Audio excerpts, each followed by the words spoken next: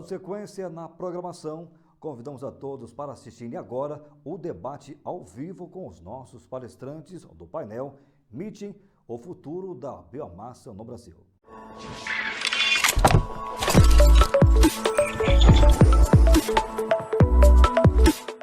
Senhoras e senhores, muito boa tarde, sejam todos bem-vindos. Estamos ao vivo agora na cidade de Curitiba, no estúdio do Grupo FRG Mídias e Eventos. Agora são 16 horas. Antes de continuar, temos algumas informações aos participantes que estão nos acompanhando nesta verdadeira maratona da informação e network que teremos de hoje até sexta-feira, dia 4 de dezembro de 2020. Nesse ano, o CIBio, o Congresso Internacional de Biomassa e a 5ª Expo Biomassa, o maior e mais tradicional evento do setor de biomassa da América Latina, será realizada 100% de forma virtual. Além de todo este conteúdo, teremos os trabalhos técnicos acadêmicos do evento, que podem ser acessados diretamente no site oficial do evento, na aba Trabalhos. Você também pode visitar nossa feira virtual, deslizando assim com o mouse na tela que está assistindo à transmissão. É possível visitar os estandes dos nossos patrocinadores na feira virtual. É fácil, deslizando então o mouse na tela que está assistindo à transmissão. É possível ali então você visitar todos os estandes dos nossos patrocinadores na feira virtual. Visualizar todos os estandes de forma interativa, acessar as redes sociais das empresas patrocinadoras, ver os vídeos institucionais, acessar catálogos de serviços e produtos e falar diretamente com um assistente virtual via WhatsApp. Basta então passar o mouse por cima do stand e acessar todo o nosso conteúdo. Então aproveite essa oportunidade para conhecer nossos patrocinadores, acessando assim então a feira virtual. Lembramos também que você pode ter todo o conteúdo no nosso canal do YouTube, no grupo FRG. Acesse então o canal e se inscreva no canal, lá você vai ter todas as informações, todas as palestras. Bem, vamos lá então, agora nós vamos dar início ao tão esperado BioMeeting, que tem como tema o futuro da biomassa no Brasil. Para esse momento, temos convidados especiais que estarão conosco aí num tempo bem especial, onde você, lembrando, você pode fazer a sua pergunta, nós também vamos direcionar aos nossos convidados. Nos honra com a presença nesse BioMeeting o senhor Carlos Evangelista, ele que é presidente da ABGD, a Associação Brasileira de Geração Distribuída. Também conosco o Dr. Charles Andrei Tanque, ele que é da Câmara de Comércio e Indústria Brasil-China. Também nos honra com a presença o senhor Wagner Queiroz, da Queiroz Advocacia. E também o senhor Yuri Schmidt, da Abrem. Também dentro da programação nós teríamos hoje a participação da doutora Marina Meyer Falcão, também da ABGD, mas devido aos compromissos não teve condições, mas a ela também o nosso carinho. Bem, vamos começar então agradecendo a presença novamente de vocês e primeiramente passando então a palavra ao presidente da ABGD, o senhor Carlos Evangelista. Carlos. Obrigado, Noel. É uma satisfação muito grande estar aqui participando desse painel do 5º Congresso Brasileiro de Biomassa, ainda mais com colegas tão ilustres como os que estão aqui conosco nesse painel, né? O Yuri da Abrem, que tem trabalhado há muito tempo já, há muitos anos já, em prol do setor de biomassa no Brasil, de resíduos sólidos. O Dr. Charles Tang, que é o presidente da Câmara Brasil-China de Comércio e também o presidente da Associação Brasileira de Resíduos e Hidrogênio, e o Dr. Wagner Queiroz, um conhecido nome aí da área jurídica, que sempre traz informações para nós sobre o tema. Falar sobre o futuro é muito difícil, né? Com a conjuntura mundial, há um ano atrás, nenhum de nós imaginou que estaria aqui online, fazendo um fórum digital, né, sem ser presencial, como nós temos feito em todos esses últimos 5 anos. E a conjuntura mundial da economia, a transição energética, e um Brasil, né, que tem a famosa frase, o Brasil não é para amadores, também aumenta bastante a dificuldade que nós temos em prever o futuro. Mas o empresário brasileiro, o empreendedor brasileiro, em minha opinião, e não me deixam mentir aqui os colegas que têm experiência em outros países, é um dos mais versáteis do mundo. dadas as dificuldades que nós estamos acostumados a passar desde o século passado, né? Desde 20 a mais de 20 anos, e a nossa economia sempre mudando, política sempre turbulenta, novos planos, novas esperanças e novos acontecimentos que fazem do empresário brasileiro ser bastante versátil para todas as dificuldades e oportunidades que aparecem. O Brasil, na área de biomassa, em minha opinião, é uma das maiores oportunidades do mundo, né? Só para citar uma coisa, nós temos um dos maiores programas de energia renovável no mundo, que é o Proálcool, muito conhecido, que vem desde o século passado, sem dizer a transição das renováveis que nós estamos passando em todas as fontes, solar fotovoltaica, biomassa, biogás, eólica, e agora também resíduos sólidos urbanos e hidrogênio. E novas surgirão. Mas eu vou deixar mais tempo para os colegas que conhecem profundamente o assunto para falar e passar a maior informação para todos nós aqui. Muito obrigado. Perfeito, Carlos, muito obrigado. Como o Carlos já deu um panorama do nosso momento agora, do Biomeeting, o futuro do biomassa, mas vamos começar já com as perguntas e depois os senhores fazem as considerações, perfeito? Eu quero começar primeiramente, então, com o Dr. Charles André, com a pergunta e depois nós direcionamos para os outros convidados. Dr. Charles, qual que é a situação do setor de biomassa no país? Gostaríamos de ouvi-lo. Dr. Charles, liga o seu microfone, por gentileza. O setor de biomassa no Brasil é um setor praticamente novo, né? Falando mais sobre, por exemplo, resíduos sólidos, nós temos ainda 3.300 lixões de céu aberto, né? Nós temos mais de 5.500 municípios cujos todos os prefeitos são fora da lei, porque ninguém consegue atender a lei, né, para manusear corretamente os resíduos sólidos.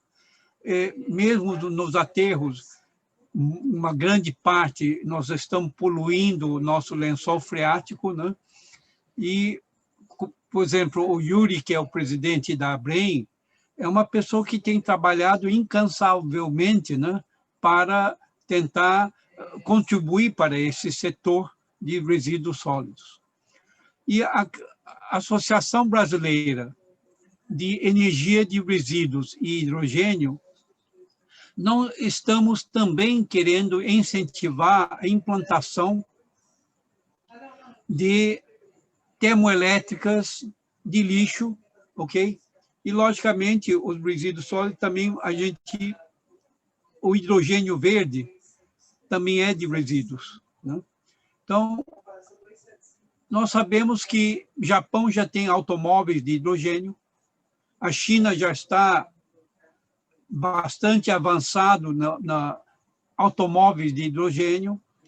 Nós estamos falando, basicamente, de um futuro muito mais limpo, onde nós podemos parar essa poluição que os resíduos estão danificando a nossa ecologia, e nós podemos converter essa dor de cabeça em ativos de energia limpa que podem resolver a dor de cabeça que todos os municípios do Brasil enfrentam e transformar isso em lucro, em receita e em ecologia.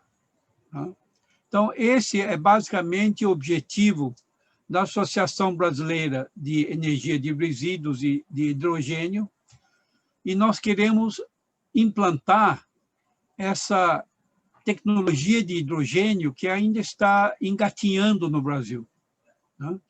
Mas é o futuro.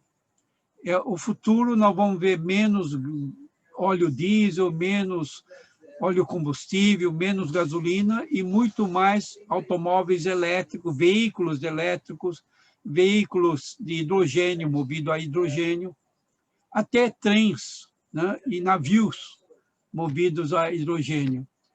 E com a promessa do presidente Xi Jinping de eliminar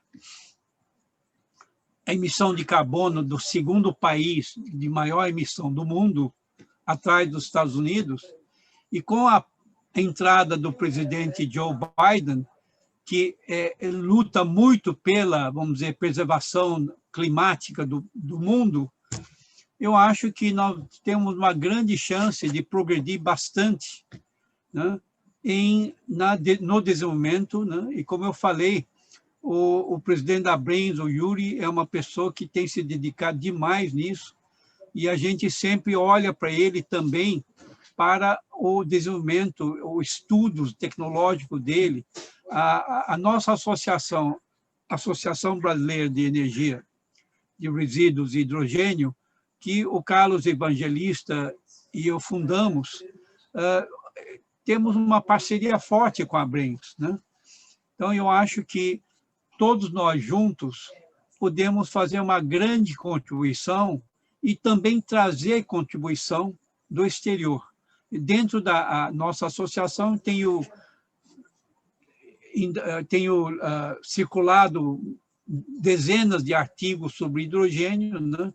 E vamos, no nosso webinar, convidar palestrantes da Europa que já estão muito envolvidos em hidrogênio.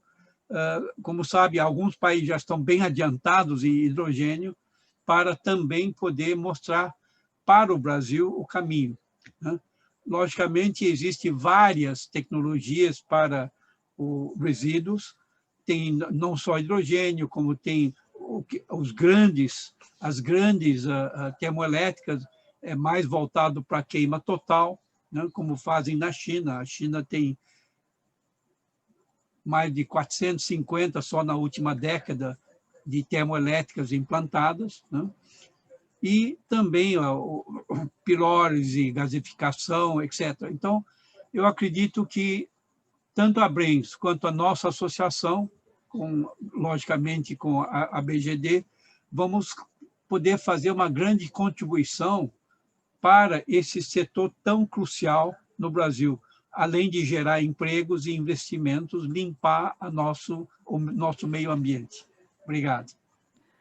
Perfeito, doutor Charles, muito obrigado pela sua participação. E agora nós queremos ouvir o Yuri com a mesma pergunta, Yuri, né? Qual que é a situação, né, do setor de biomassa do país? Qual que é a sua opinião? Obrigado a todos aqui pela oportunidade de estar aqui nesse evento. Seria possível mostrar 2 gráficos aí? Eu queria, na hora que for responder a questão do futuro da energia, mas eu posso agora responder a primeira pergunta, né? A situação no Brasil hoje.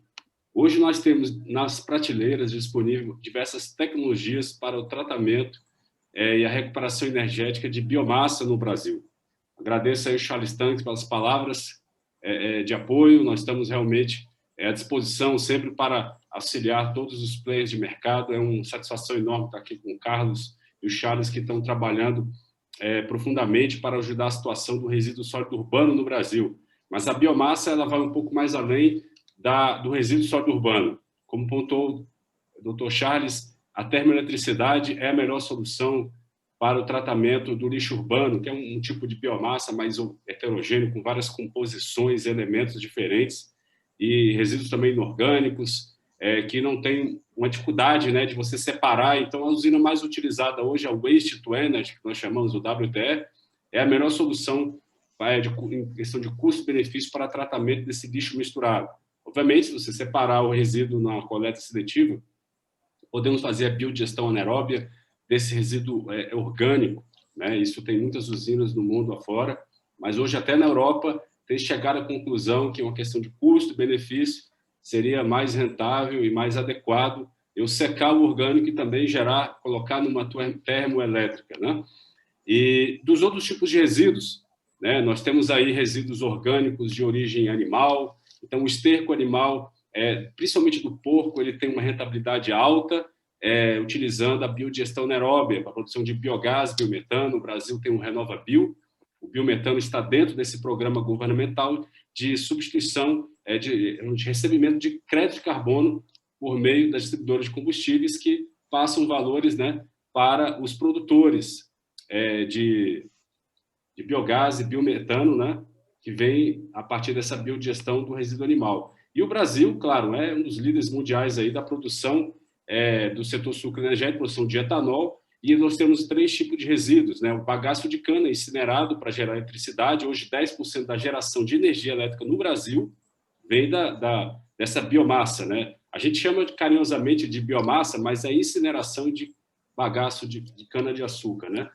Depois nós temos a biodigestão anaeróbia de torta de filtro e vinhaça, são tecnologias que estão começando a entrar no estágio de maturidade elevada no Brasil, então já há algumas dezenas de plantas assim nesse sentido, e também são resíduos que não se sabia muito o que fazer, se faz aí a correção do solo, a questão da fertilização do solo com a vinhaça, mas sabemos que também tem essa possibilidade de gerar biogás ou biometano por meio desses resíduos.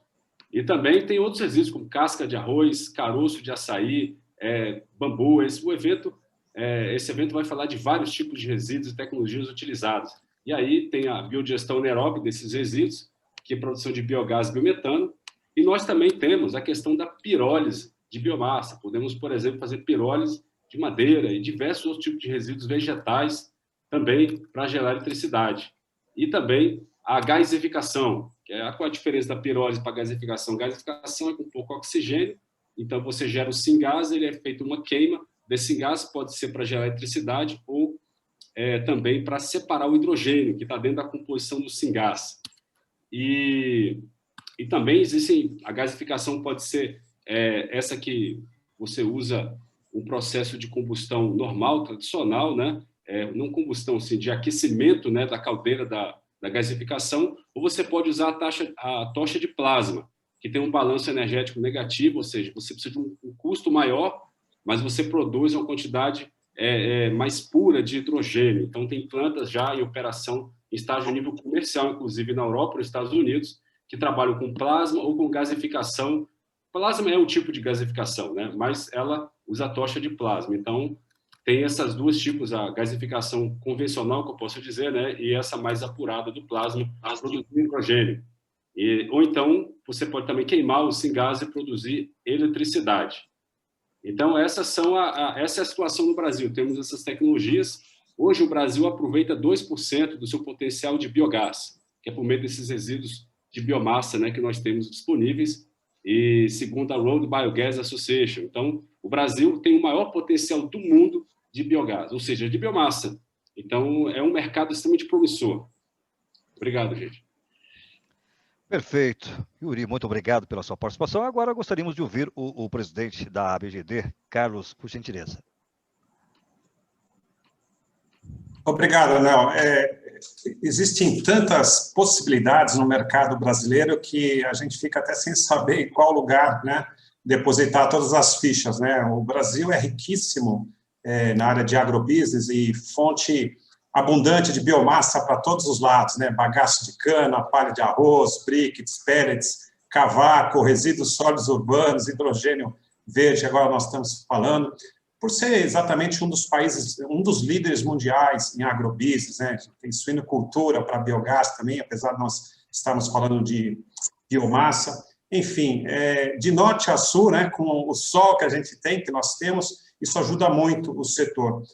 O doutor Charles também colocou muito bem, são 3.800 aterros sanitários espalhados no país todo, existe uma política nacional de resíduos sólidos, que os prefeitos têm grandes dificuldades em seguir, às vezes impossibilidade até estratégica e financeira de seguir da destinação correta para esses aterros sanitários. São mais de 5.700 municípios no Brasil. Como o próprio Yuri colocou, várias tecnologias para fazer isso, pirólise, queima completa, tecnologia importada do mundo inteiro, inclusive nacional, nós temos tecnologia nacional também para isso, diferentes soluções com diferentes custos e diferentes índices de rendimento, de rentabilidade. Do ponto de vista de geração distribuída, olhando especificamente dos aterros sanitários, que me chamou a atenção pelo número alto, que o Dr. Charles citou, e é o número que existe mesmo no Brasil, nós temos hoje por volta de 380 mil sistemas de geração distribuída instalados. A maioria deles solar fotovoltaica, isso dá um pouco mais de 4 GB instalado no país inteiro, né? Já na área de biomassa, são só 270 empreendimentos, né? Dando mais ou menos 85 mega de potência. Isso mostra o potencial gigantesco que nós temos ainda pela frente para dar destinação a todas essas fontes de energia voltadas para a biomassa ou biogás, mas principalmente para a biomassa, para colocar usinas injetando energia na nossa rede, né? Ontem mesmo, ou no início da semana, nós recebemos um aviso do órgão regulador, da ANEEL, sobre a bandeira vermelha. Ora, a bandeira vermelha nada mais é do que um aviso para o consumidor em que a energia que nós estamos gerando não está sendo mais oriunda das hidrelétricas, porque o nível dos reservatórios está baixo. Isso está custando para cada brasileiro, para cada um dos 85 milhões de brasileiros que estão conectados à baixa tensão, um valor bastante considerável. Se nós estivéssemos aproveitando todo esse potencial de biomassa que tem no país, com certeza absoluta, não seria necessário, com tanta recorrência, nós dispararmos as bandeiras vermelhas. Por quê? Porque nós estaríamos, sim, disparando as térmicas, mas as térmicas com origem de fontes renováveis, que é o que nós estamos tratando aqui nesse painel e nesse congresso. Não as térmicas a gás natural, algumas até a diesel e carvão, espero que sejam aposentadas definitivamente, mas mesmo a gás natural, com toda a sua tecnologia, não podemos desconsiderar nenhuma fonte de energia, mas encarece bastante o sistema elétrico brasileiro. Eu acho que passou da hora do Brasil aproveitar esse potencial que tem, de norte a sul sol, de norte a sul vento, e de norte a sul biomassa e biogás. É um potencial muito grande, o Brasil tem talento natural para isso, temos a tecnologia, temos as pessoas, temos investidores, só falta a nossa ação. Para isso, os empresários e empreendedores. Eu tenho certeza que são eventos como esse que dão a incentivo e motivação para todos nós continuarmos nesse caminho, que é das fontes renováveis e, particularmente aqui, biomassa. Bastante potencial. Obrigado, Nel. Perfeito, presidente Carlos Evangelista, muito obrigado. E agora também gostaríamos de ouvir o doutor Wagner Queiroz. Por favor, doutor. Seguindo o raciocínio mesmo do Carlos, está corretíssimo mesmo. De fato, o Brasil tem muito que se explorar. Até Curitiba é referência referente a isso, que aqui é muito bem tratado, até essa parte do aterro sanitário. Deveria todos os municípios seguir nesse caminho. A lei está aí, que não é cumprida. E eu posso falar pela minha experiência da biomassa referente a papel e celulose. Trabalhei 10 anos nesse ramo, e lá era muito valorizado isso. Inclusive, a empresa que eu trabalhava comprava resíduo de outras empresas, inclusive. Ia para reaproveitamento. Além do papel e celulose, a tora, vinha a parte posterior, que não é aproveitado, galhos, folhas, tudo para biomassa com picadores móveis, não só picadores fixos, além do que tinha lá. Então, ou seja, devemos mesmo seguir nesse caminho, seguir nessa linha, é corretíssimo. E eu vejo que hoje, no Brasil, o resíduo sólido está cada vez mais presente. E se você pensar, por exemplo, São Paulo, quão de lixo gera aquilo. Isso para não parar, isso para não cair nas áreas dos rios da cidade, deveria ter todo um destino correto, todo um destino bem elaborado. E, principalmente, que eu penso, não gerar o lixo mesmo que gera o alagamento. Até a última vez, eu estava até junto com o Carlos Evangelista em São Paulo, estava dando alagamento em São Paulo. Mas por quê? Porque tem lixo ali, em vez de ser destinado corretamente isso, o resíduo sólido, que deveria ter sido dado o destino correto para ele, infelizmente foi parar no bueiro, foi parar no rio, foi parar. Então, eu penso assim, mais na política pública. A política pública tem que estar em cima disso, valorizando cada vez mais. Valorizando, na minha visão, o investimento está aí. É algo lucrativo para todos, mas enquanto a política pública não valorizar isso, vai ficar nesse marasmo, vai ficar travado. Infelizmente, por mais que as associações estão trabalhando cada vez mais, batendo em cima, porém, vai esbarrar isso lá no Poder Executivo, que não consegue elaborar, não consegue dar um empurrão nisso para o destino correto dos resíduos. Feito. Doutor Wagner, muito obrigado. E agora nós vamos para a segunda pergunta. Da mesma forma, todos vão responder. Mas eu quero iniciar, então, essa segunda pergunta com o Yuri, da Abrem. Yuri, essa pergunta é o que podemos esperar para um futuro do setor biomassa no Brasil? Obrigado, Constantino. Eu posso compartilhar minha tela aqui para mostrar para vocês o que o professor da COP, o professor Schaffer, né, ele apresentou para a gente no seminário no FEMASE, né, no Fórum do Meio Ambiente do Setor Elétrico. É possível? Tem que habilitar aí para mim o share screen. Eu acredito que já está ok. Tá não, ainda está bloqueado. Só um minutinho. Vamos fazer Eu acho que então. Pode falar. Eu vou pedir só para a produção aqui já para nos ajudar em relação a isso, tá? Enquanto você vai continuando, tá? Eu vou falando então. Perfeito. Gráfico, né? Eu dou um ok para o senhor aí. Pode continuar. O que acontece? Nós estamos aqui 2020. A meta para 2030, nós vemos aqui um aumento da participação de biomassa e cana-de-açúcar. E se nós trabalharmos assim com um aquecimento global de 2 graus, 1,5 graus, esse crescimento ainda assim é grande para 2050. 2030 ele já aumenta bastante.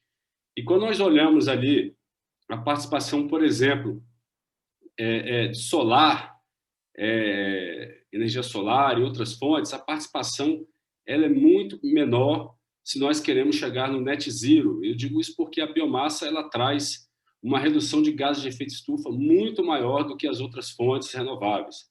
Se nós olharmos, por exemplo, esse estudo da COP, nós vemos aqui o net zero, né, em 2050, uma participação muito grande de biomassa e cana-de-açúcar, né? E nós olhamos assim também para a questão da geração de eletricidade, eu digo ainda mais no setor energético como um todo, a mesma situação. Temos aí uma participação muito expressiva em biomassa na matriz elétrica, né? Então, isso nos leva à seguinte reflexão, né? Se nós precisamos realmente trabalhar com o net zero, a descarbonização e as metas do Acordo de Paris, é extremamente relevante a inserção dessas fontes que geram na base, tem elevado fator de capacidade, entram de forma bastante relevante na geração distribuída. Eu acho que eu agora já posso, né? Vou colocar aqui. Esse é o primeiro gráfico. O professor da COP, o professor Schaffer, apresentou para a gente.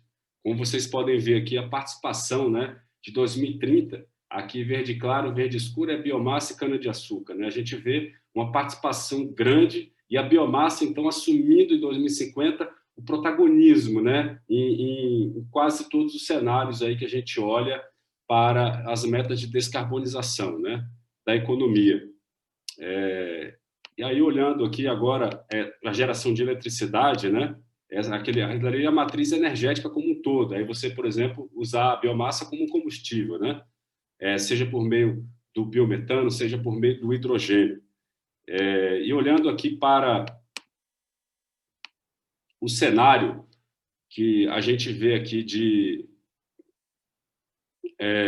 geração de eletricidade, de ver, por exemplo, nós temos aqui um protagonismo da energia hidrelétrica, a eólica também, com a grande participação, solar também, né? E nós vemos aqui fotovoltaica, né? Nós vemos aqui em amarelo, mas, como vocês podem ver, a biomassa e o bagaço estão também como protagonistas aqui na geração de eletricidade, né? Então, isso realmente, esse é o futuro da energia que nós queremos para o Brasil, né? Um futuro onde haja metas consideráveis de descarbonização. E o hidrogênio, ele entra, uma participação expressiva, né? Há uma perspectiva, porque ele gera somente água, né, como subproduto da sua combustão. É o combustível mais limpo, bastante eficiente, não tão eficiente quanto a energia elétrica, mas utilizando células combustíveis, você consegue fazer armazenamento, você consegue, inclusive, exportar para outros países. Estão desenvolvendo agora navios que vão levar, por exemplo, você pode ter aqui no Brasil muitas torres eólicas, painéis solares, gerando hidrogênio para exportar para a Europa, para a Ásia, o mundo inteiro. Então, é uma perspectiva de futuro da biomassa, né, sendo utilizada, desses biocombustíveis, né, que eu posso citar, na descarbonização da economia. E aí, como eu coloquei aquelas tecnologias, né, biodigestão anaeróbia, gasificação, pirólise ou a incineração são as outras tecnologias mais utilizadas para transformar a biomassa em energia, seja combustível ou eletricidade. Perfeito, Yuri. Obrigado pela sua resposta.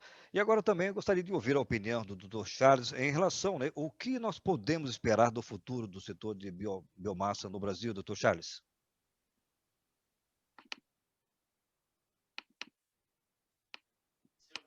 O seu microfone, por favor. Obrigado. Como o Carlos Evangelista falou, em plena recessão, acendeu a bandeira vermelha. Imagina quando a economia começa a crescer, né?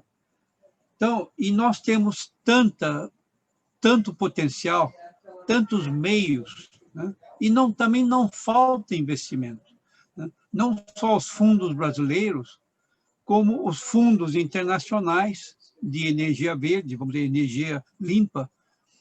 As empresas, eu estou conversando com empresas do Canadá que estão interessadas em investir, estou conversando com empresas da Europa que estão interessadas em investir e, logicamente, estou conversando com o presidente da Câmara Brasil-China, conversando com empresas chinesas que já estão investindo, tá?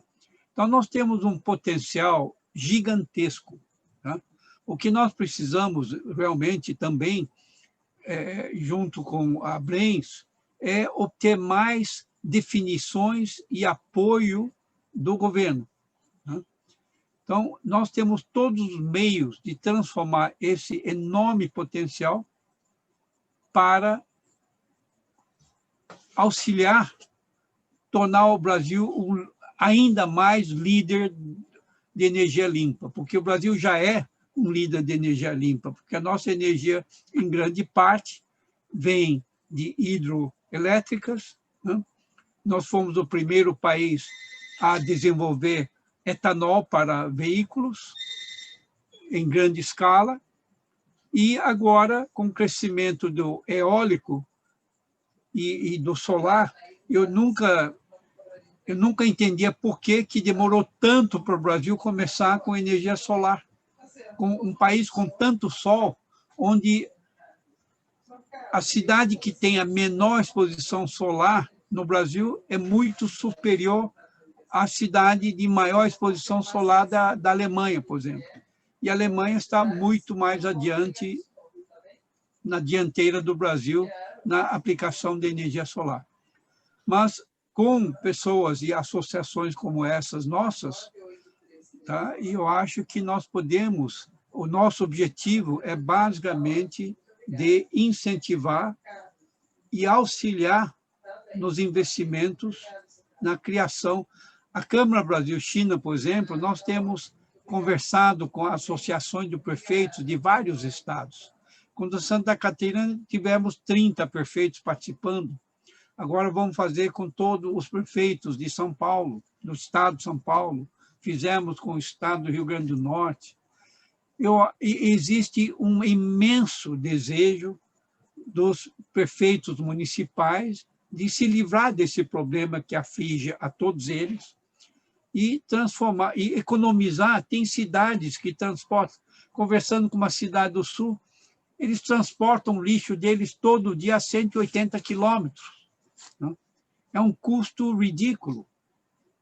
Então, nossas associações basicamente vão auxiliar para tentar resolver isso e atrair investimentos e incentivar empresas brasileiras a participar mais em termoelétricas de resíduos e de biomassa, porque o Brasil é um país agrícola, o líder, vai ser o celeiro do mundo de alimentos, né? E a gente tem tanto potencial para aumentar verticalmente, né, o aproveitamento dessa biomassa.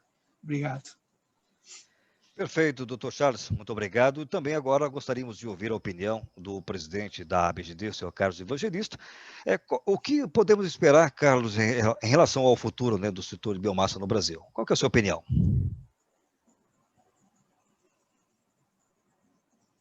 O microfone, Carlos, por favor. Eu gosto muito de um gráfico que eu sempre utilizo nas apresentações. É um gráfico simples, mas ele mostra a matriz elétrica brasileira daqui a 20 anos. 20 anos é pouco tempo, né? E pensando-se em termos de setor elétrico, né, de energia elétrica, é pouquíssimo tempo, porque é um setor de alto investimento e as coisas normalmente demoram para acontecer, mesmo apesar de toda essa tecnologia, de nós já estarmos no século XXI.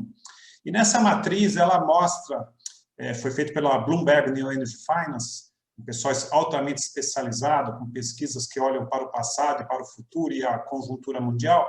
Lá mostram lá que a nossa matriz elétrica no ano de 2040, por volta de 2040, 9% dessa matriz vai ser biomassa, o que é extremamente considerável, e mais 5% de gás natural. Dessa matriz toda, por exemplo, 32% será solar fotovoltaica e por volta de 30% hídrica. Então, o que a gente observa quando vê esse gráfico? Um grande crescimento das renováveis.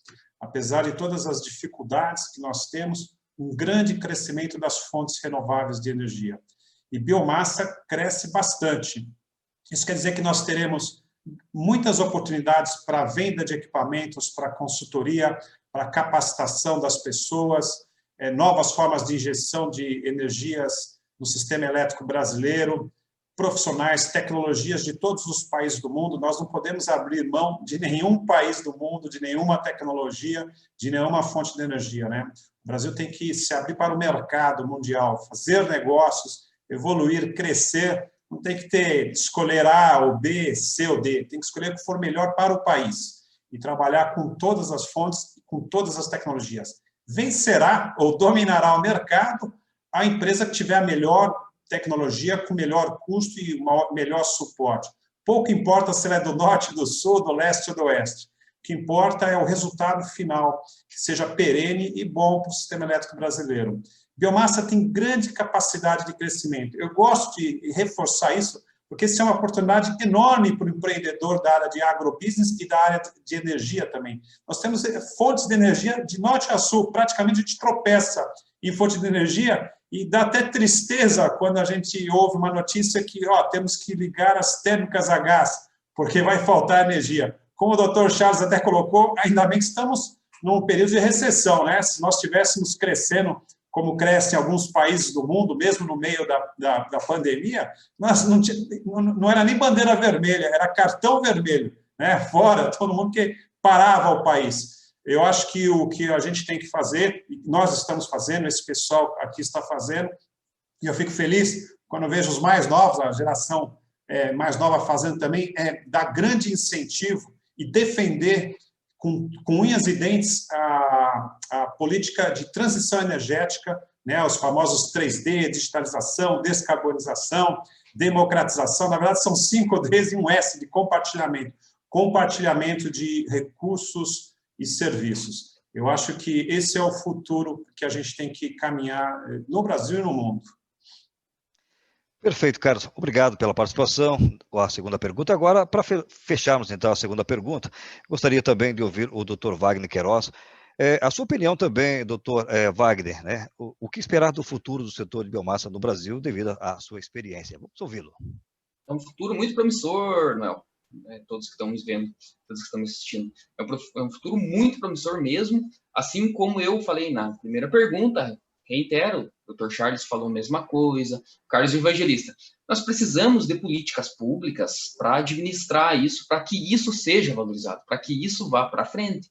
E, infelizmente, se a gente ficar nesse, vamos dizer assim, nesse marasmo que nós estamos passando hoje, aí fica as associações fazendo um trabalho muito legal, porém esbarrando na lei, esbarrando na falta da lei, na verdade, na falta da regulamentação. Então, nós precisamos que o governo entenda e vista essa camisa, mesmo, de fato, e não queira, por exemplo, como tem uma campanha da BGD, não taxar o sol, como a biomassa está precisando também de um incentivo governamental para o reaproveitamento dos subprodutos, qualquer tipo de subproduto, isso independente. Se você incentivar, por exemplo, incentivar uma faculdade, eu entendo, assim, na minha visão, incentivar uma faculdade de engenharia, a criação dentro daquela faculdade da renovação ambiental, é um incentivo. Quantas faculdades públicas tem no Brasil? Então, trabalhando dessa forma, é uma política pública. Trabalhando dessa forma, para tentarmos valorizar a tecnologia nossa do Brasil, na criação, tudo bem, importação, a gente concorda, mas por que não pode ser desenvolvido no Brasil isso, com material nosso? com a mão de obra nossa, valorizando, dando cada vez mais empregos para os brasileiros.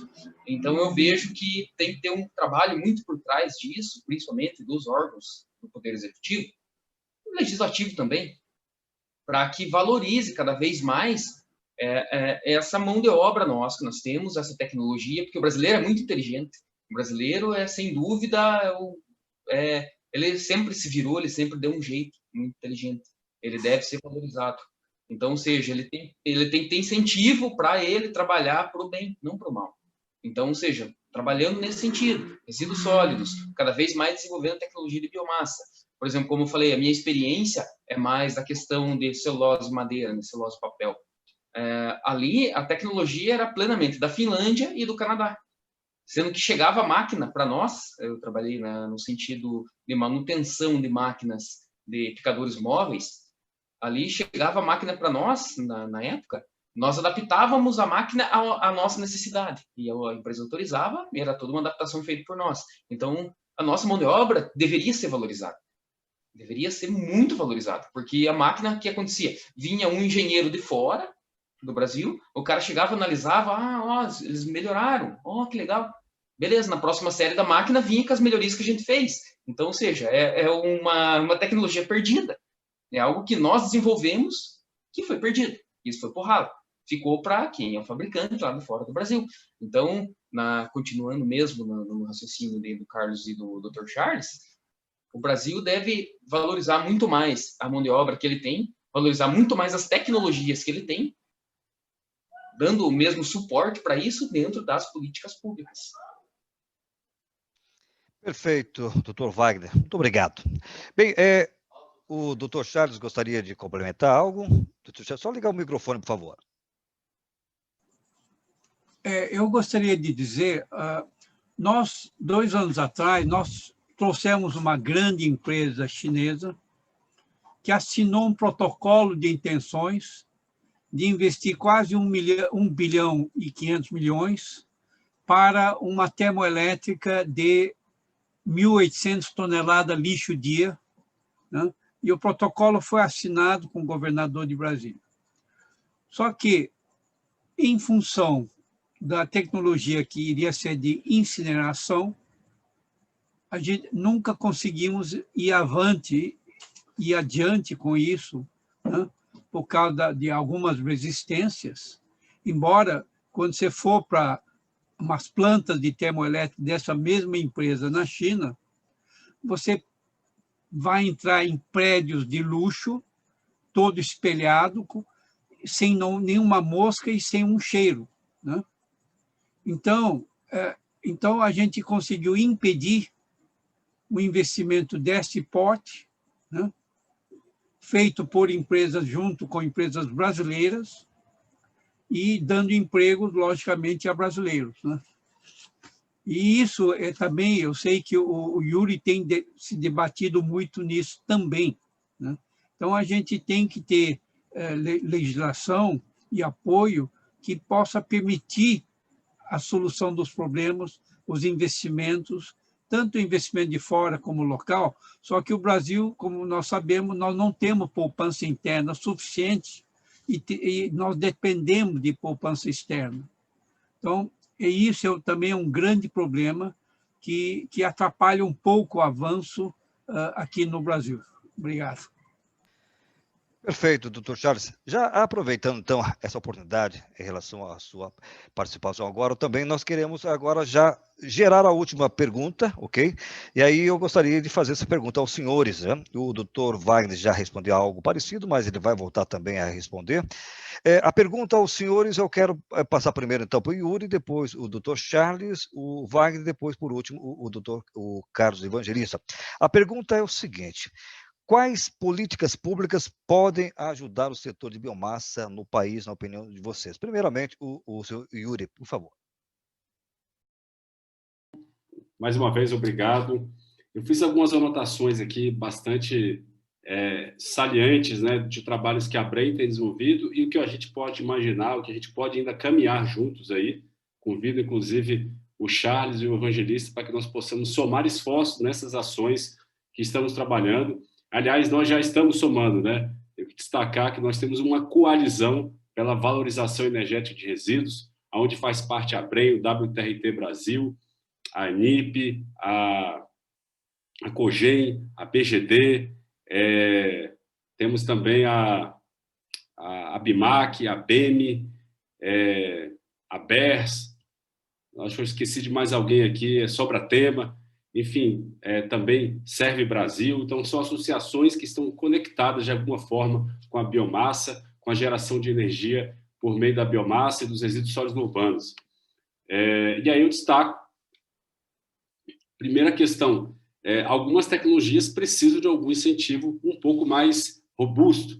Waste to Energy, por exemplo. Então, nós sugerimos uma exoneração tributária temporária e progressiva, ou seja, não é um subsídio permanente, mas é algo que é necessário até que o preço dessa tecnologia diminua, até que a população se convença que tem que pagar um pouco mais pelo tratamento adequado de resíduos, por meio de uma taxa, né, uma tarifa municipal. Subsídios adequados, né, para o setor de biogás e biometano. A Itália destina 1 bilhão de euros em subsídios por ano para o mercado de biogás e biometano, e é o segundo país do mundo que tem a maior produção de biogás e biometano. Aí eu pergunto, é interessante que o Brasil não tenha nenhum subsídio para o biogás e a gente continue aproveitando 2%, enquanto isso, olha a injustiça. Em 2019, o governo federal destinou 99,39 bilhões, eu vou arredondar aqui, 100 bilhões de reais, 100 bilhões, não é milhões, é 100 bilhões para os fósseis, petróleo, gás natural e carvão mineral. Só o Repetro foi 28 bilhões em 2019. Esse ano não foi muito diferente. Então, eu pergunto, por que a gente pode subsidiar combustíveis fósseis e não tem subsídio para combustíveis, biocombustíveis, né? Então, é uma grande injustiça. Só o RenovaBio com CBIOS não é suficiente. Nós precisamos de outras políticas públicas para incentivar esse setor, para que ele se torne atrativo para os investidores e eles construam suas tecnologias. Segundo ponto, a Alemanha, ela está, não só a Alemanha, mas toda a Europa, eles estão com uma meta agressiva de descarbonização, então eles precisam encerrar usinas a gás, usinas a carvão, usinas poluentes fósseis para ter uma geração termoelétrica limpa. Então, eles têm muitas plantas waste to energy, são 521, mas elas não chegam a atender nem 5%, 7% da sua demanda interna. E o potencial é limitado, assim como vai ser no Brasil no futuro. Mas então, como é que você traz mais térmicas limpas? Biomassa. Então, você tem a possibilidade de gerar energia por meio de madeira, pellets, resíduos de madeira. Então, a própria Alemanha está investindo num projeto no norte do Brasil, um serviço florestal brasileiro para pegar resíduo de madeira carimbada, quer dizer, aquela madeira que é tirada da floresta nativa, é uma madeira nativa, mas ela pode ser extraída porque é permitido um percentual de extração. Então, você tem muita madeira numa floresta, você pode tirar algumas árvores dentro de uma área definida. Então, essa madeira é fiscalizada, é uma madeira legal, né? É uma maneira correta de você extrair sem prejudicar o bioma. E você tem também muita madeira no Rio Madeira, por isso que ele leva esse nome, né? Que está trabalhando a operação de Giral, Santo Antônio, ali, 2 usinas hidrelétricas grandes no país. Essa madeira ela pode ser tirada do rio e transformada, secada e transformada em pellets, exportado para a Europa. Tanto o resíduo também das madeireiras. E há muita madeira lá para a gente fazer isso. Também dá para fazer pirólise, tem tecnologia alemã para isso, podemos trazer essas plantas de pirólise para o Brasil. Então, tem essas possibilidades também de utilizar a madeira. E aí, como projeto de lei, nós temos 2 projetos de leis que a nossa coalizão está apoiando, né? O primeiro deles é o PL 503, de 2020, do deputado Arnaldo Jardim. Ele traz instrumentos econômicos para a valorização energética de resíduos, ele obriga os municípios a ter plano municipal com recuperação energética, ele traz também uma conceituação adequada do que é tratamento, porque hoje as pessoas leigas que não entendem de resíduos dizem que tratamento pode ser só a compostagem ou qualquer outra coisa, né? Tratamento de resíduos vai muito mais além de compostagem. Tem a biodigestão anaeróbia, tem a incineração, a gasificação, a pirólise do RSU, que é o tratamento térmico, e o tratamento biológico gerando energia, né? Que a gente chama de recuperação energética. E tem outros pontos também, mas eu vou passar agora para o próximo PL que a gente apoia, que é o 2193, deputado Mário Eringer. Ele traz 50% de desconto no IPI. é o Plano Federal de Biogás e Biometano, com 50% no IPI de compra de máquinas, equipamentos e recuperação de PIS/PASEP na compra do insumo para a venda da energia ou do combustível, né, energia elétrica ou combustível desses resíduos, biogás ou biometano. E há um amparo condicional, ou seja, ele vai utilizar a CID da mesma forma que os subsídios do setor de gasolina, querosene e também diesel, né, utilizam através da CID esse subsídio. Então, ele tem amparo constitucional, não é algo que fique realmente trazendo um impacto inadequado ao consumidor, né? E também, por último, eu cito a necessidade, né, o novo marco do saneamento, ele obriga todos os municípios, a partir do meio desse ano, a fazerem parcerias públicas-privadas por meio de concessões de 30 anos. Eu acho que deveria até ter um prazo de 2 anos para essas concessões estarem prontas, 3, mas o que a gente entende agora é que se o município não começar desde já a estruturar essas PPPs, o prefeito pode vir assim responder por improbidade administrativa, porque ele vai estar contratando em desacordo com o que determina a lei. Se ele fizer, por exemplo, um contrato de 5 anos pela Lei 8666, que é a realidade do Brasil inteiro, por isso que nós não temos um lixo sendo bem tratado no Brasil, com recuperação energética, porque nós temos contratos de 5 anos que não prevê amortização para pegar um financiamento maior. Se eu tenho um contrato de 30 anos, nós temos possibilidades muito maiores tecnológicas para o tratamento, até aterros sanitários melhores, com captura do biogás e para gerar também biometano. Então, e aí, olhando para esse cenário, nós precisamos estruturar as PPPs. E a ABREM começou a trabalhar e verificar como isso é possível, né? Os municípios podem fazer, por meio de uma fundação, uma universidade, contratar com dispensa de licitação.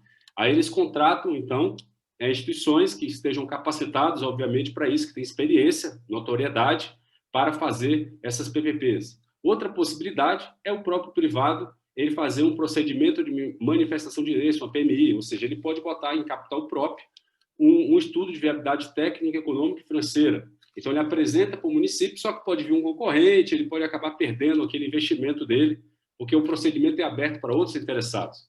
Então, tem essas possibilidades para você fazer a estruturação de PPPs de lixo em todo o Brasil. Nós temos aí 5.000 municípios, 3.000 é lixão, então há uma possibilidade enorme de estruturação de negócios nesse segmento. E aí, qual é a nossa sugestão, Carlos e Charles? A gente pode buscar um fundo, como tem um fundo verde aí, né, o fundo clima, tantos fundos aí que o BNDES está disponibilizando a fundo perdido, né, para o investimento, nós podemos pegar um fundo desses, criar um fundo com o BNDES para a constituição de PPPs. Por que eu digo? Porque o BNDES tem expertise, o BNDES tem condições, junto com a Caixa Econômica, que já está fazendo isso, na verdade, para fazer PPPs de lixo. A Caixa está com mais de 100 PPPs em andamento, 25 já bem estruturadas e com perspectiva de 100 projetos. Só que nós temos aí 5.000 municípios. É claro, a gente vai fazer consórcios de 10, 15 municípios. Esse número tende a reduzir, mas ainda são muitas PPPs, né? Nem a iluminação pública ainda conseguiu ter a quantidade satisfatória de PPPs. Ainda temos também o saneamento, também água, esgoto, efluentes, tratamento de água e de efluentes. Tem também a possibilidade de recuperação energética do lodo do esgoto.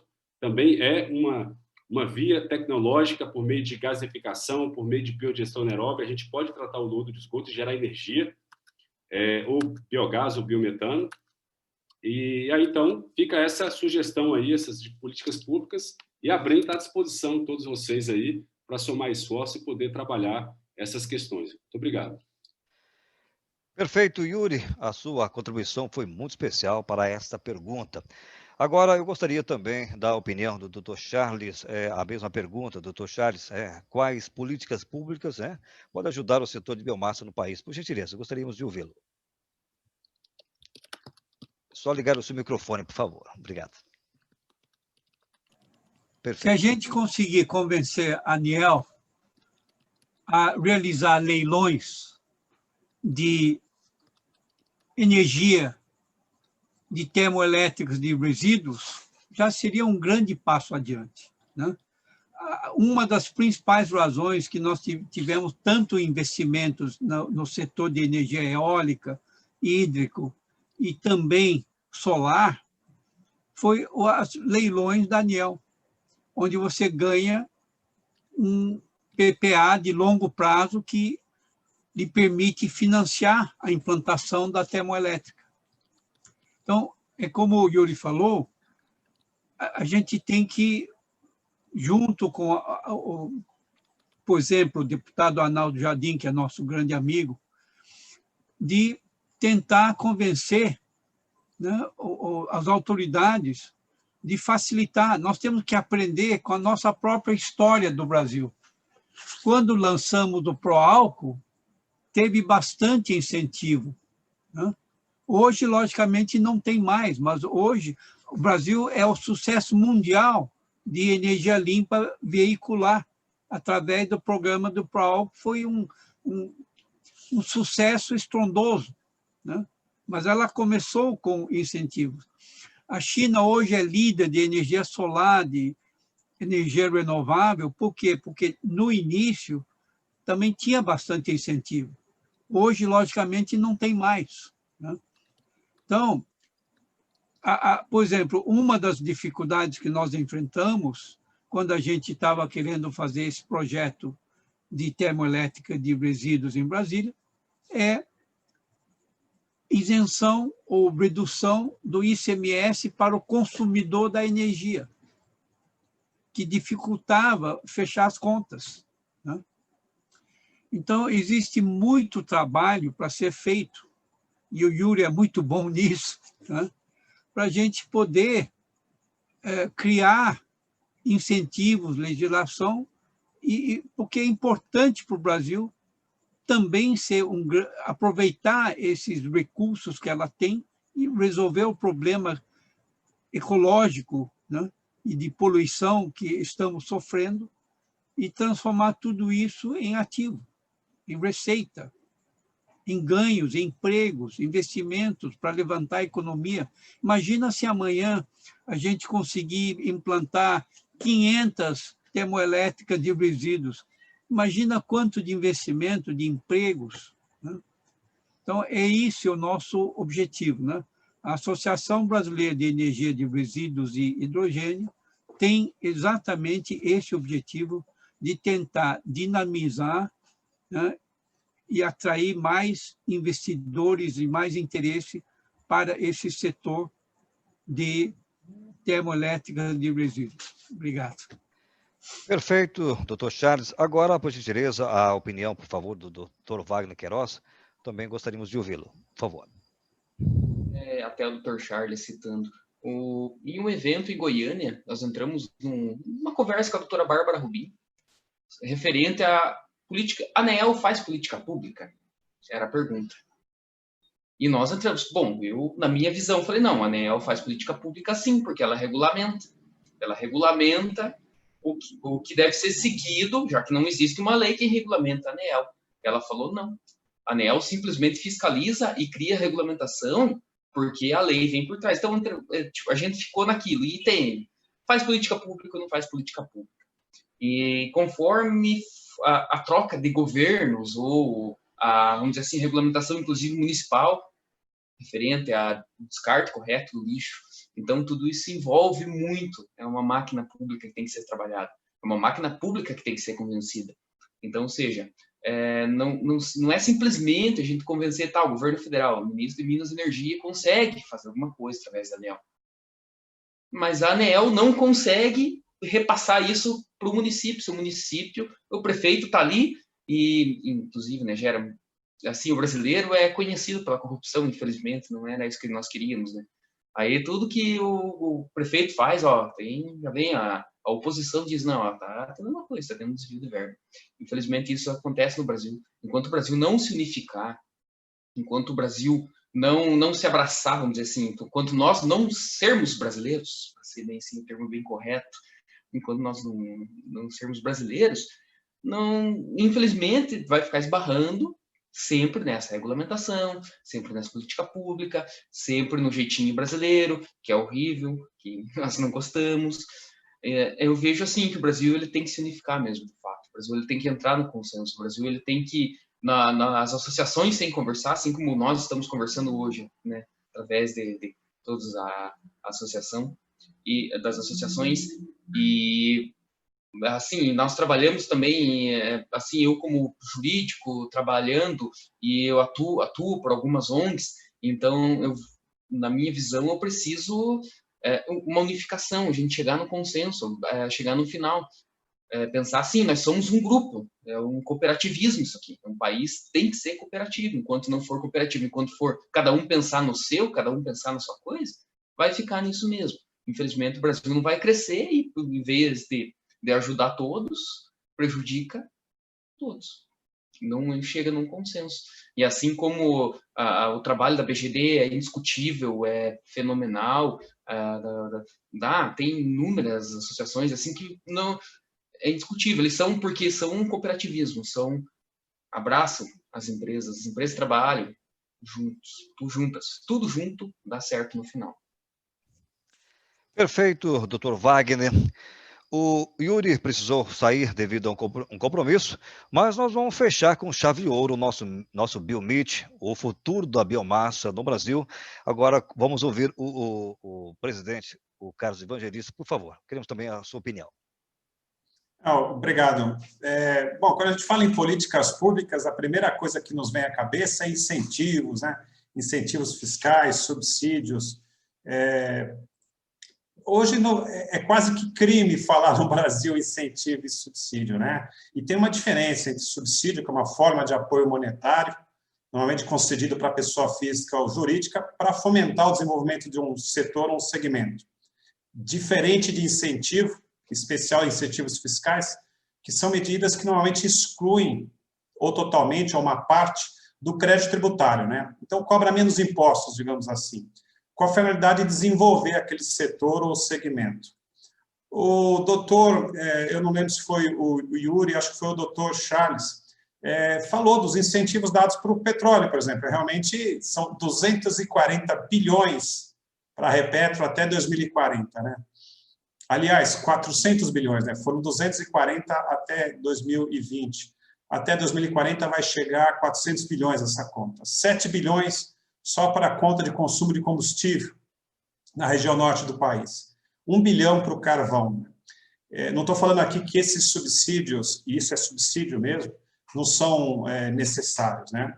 O que eu estou chamando a atenção é o disparate da diferença entre os subsídios para algumas áreas totalmente desenvolvidas, como é a área de petróleo, e o desincentivo para áreas que estão começando agora, como são algumas renováveis no Brasil. Então, isso é importante que seja falado, seja lembrado.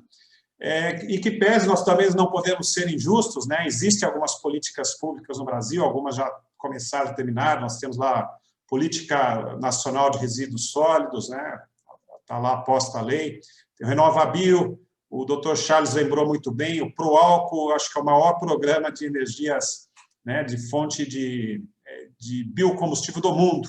Foi um programa de bastante sucesso, começou no século passado, se estendeu por muitos anos e o Brasil tem o melhor, acho que os melhores motores flex saíram aqui do Brasil, provavelmente tecnologia.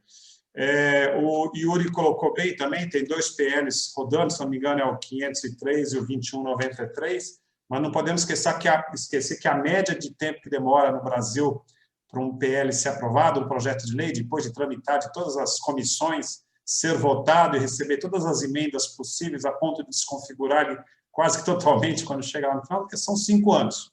Em 5 anos, a atual tecnologia, tudo muda, né? Muda a conjuntura econômica, política, troca o governo, tudo muda. Então, é difícil nós acreditarmos num único projeto de lei para resolver os problemas. Quando falo em política pública, eu acho que a melhor coisa que o governo pode fazer, mesmo quando seja uma política de Estado, e não uma política do governo que está no comando em determinado período, é estimular o consumo. Se é uma coisa que o governo pode fazer muito bem, é estimular o consumo, sem subsídios, não vou nem falar dos subsídios que poderiam ser dados, ou dos incentivos que poderiam ser contemplados, porque nós estamos numa conjuntura que falar disso é quase que disparate, né? As contas não estão fechando já Imagine se nós configurarmos maior subsídio. Tem que fazer tirar os subsídios e incentivos das áreas que não precisam mais, ou nas áreas que já estão suficientemente fortes para andar com as próprias pernas. Ou estimular o consumo, por exemplo, o Brasil tem 740 mil imóveis públicos que poderiam muito bem ser abastecidos com energias renováveis no sistema de compensação previsto na Resolução 482 da ANEEL. O governo economizaria milhões em conta de luz, sem dizer que fomentaria várias e várias empresas com distribuição de renda, com crescimento, arrecadação de impostos.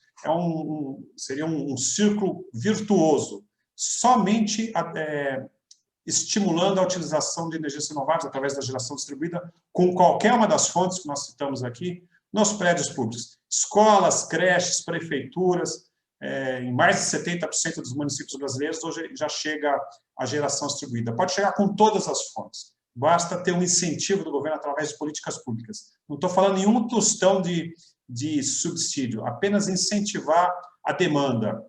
Nós temos aqui, só para sentar, pegar dois exemplos próximos, aqui, por exemplo, no Vale do Jequitinhonha, em Minas Gerais, ou Vale do Ribeira, aqui em São Paulo, em Goiás também, eu esqueci o nome da região, mas também tem uma região com baixíssima renda que poderia ser incentivada a instalação de sistemas de geração distribuída nessas áreas, beneficiando a população, alimentando o mercado e trazendo as mais diversas empresas de todos os lugares do mundo para investir aqui no Brasil. O Dr. Charles lembrou um caso lamentável de um investimento que foi deixado de lado.